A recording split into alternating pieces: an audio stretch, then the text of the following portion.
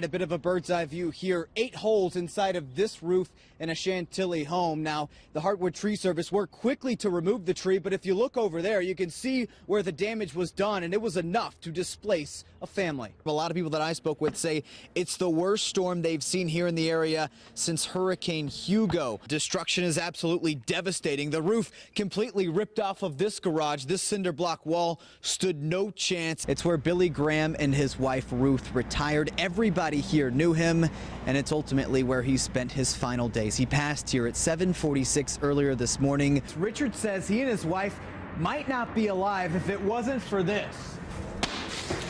The sound of the broken glass set off the alarm just like this, which woke Richard up. Now, he took it from there, but you probably don't have as much ammo as him. We are on the north shore of the lake right now, and they've actually had rain in this community every day for the last 2 weeks, and you can see what kind of toll it's taken on these campers. That's right, Fred. We did see someone being removed by a stretcher. I want to show you the scene right now. They're laying out evidence markers, and Vice President Mike Pence is in Charlotte for the second time in 9 weeks. Now, there's really no threat to the public. I want to show you what we're looking at right now because it is absolutely insane. It looks like some sort of setup. Raining on and off throughout the day, filling up an already full Lake Tahoma. Look at the dam right now. Water spilling out more than 2.5 feet. For those of you wondering why people didn't move their campers overnight, we're told that the water level rose 3 to 4 feet. That's the difference in water in the lake and water at your back door. Just look behind me at what happened to this Lexus. Nearly split in half. Fortunately, no injuries were reported,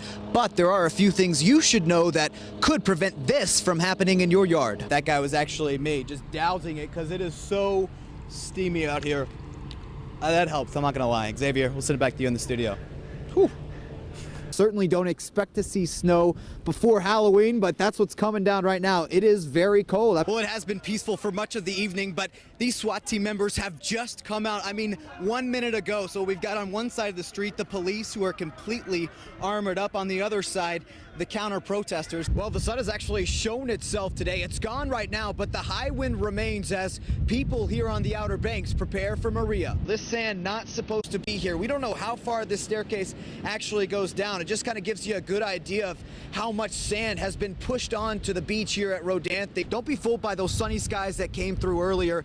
This water is so ferocious that they actually had to suspend the mandatory evacuation from Ocracoke Island earlier today. This is their third named storm here to hit the Carolina coast in the last 3 weeks. Right now we're picking up wind gusts around 22, 25 miles per hour. I want to kind of show you what the beach looks like. We're right here by the Folly Pier. I'm sure you've seen it maybe on your desktop screensaver or something. A very iconic part of the beach. They don't expect to have power for 2 to 5 days, and they are asking for help. They say that their biggest need, chainsaws to help clear the obstruction in the roadway. While those women's houses were spared, we did hear from a woman who walked into the hotel this afternoon who was crying, saying that she had lost everything. Sir. Any good sledding techniques you could share? Go down backwards. Oh, I was gonna try to go down backwards, but I just ate it. Fortunately, we're falling on snow, so it doesn't hurt too bad. Guys, back to you in the warm studio. Like this. Yeah, the mother of me is like, Evan, don't go down backwards, please don't. One Vietnam vet lived without heat in his home, but now the community is rallying around him, helping him when he needs it most. Evan West has our story. For 20 years, he's woken up to the same sound. 7 o'clock, like alarm clock. No problem. But Addison Barber isn't a chicken farmer. He's a Vietnam vet, proud member of the Marine Corps, and a 2-time recipient of the Purple Heart. Ouch. His days are simply spent watching TV and enjoying the finer things. Coffee and cigarettes. Would it be fair to call you a little stubborn? A lot. There's no hiding his authenticity. The girl said, "You've had a stroke." Told her she was nuts. She wasn't. Addison's left side has been paralyzed since 2015. Yeah, I've been locked in this chair ever since. But he never complains. That's someone else's job. Sam, the caregiver, he got all bent out of shape because it's so cold in here. Hey, what's up, man? Sam is just 20, but he's not wrong.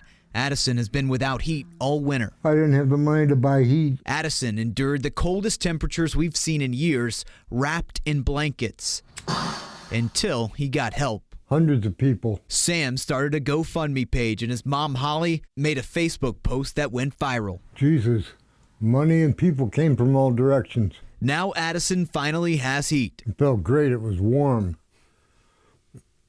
I hate cold. The attention has been overwhelming. Damn, yeah. But a greater lesson has been taught to his friend and caretaker, Sam. You can't take the little things for granted. Seeing him never complain, always grateful for so little. It's really showed me that you don't need a lot to be happy. All you need is like friends and family and things like that. You better break all the attention out to the spotlight. It doesn't take any time to realize Georgie is comfortable in front of a camera. I'm the king of the spotlight. No one will ever know. But this Lion King-loving kid hasn't always been the center of attention, especially in Lauren Watt's PE class, where everyone except Georgie was jumping rope. Georgie looked at me and told me he was watching all the kids and was like, you know, I really do want to jump rope like all the other kids. And as soon as I saw his face and he was talking to me about it, I just knew I had to make it happen. There was no other way. Ready? Here we go. Jump, Georgie. Jump. Yes.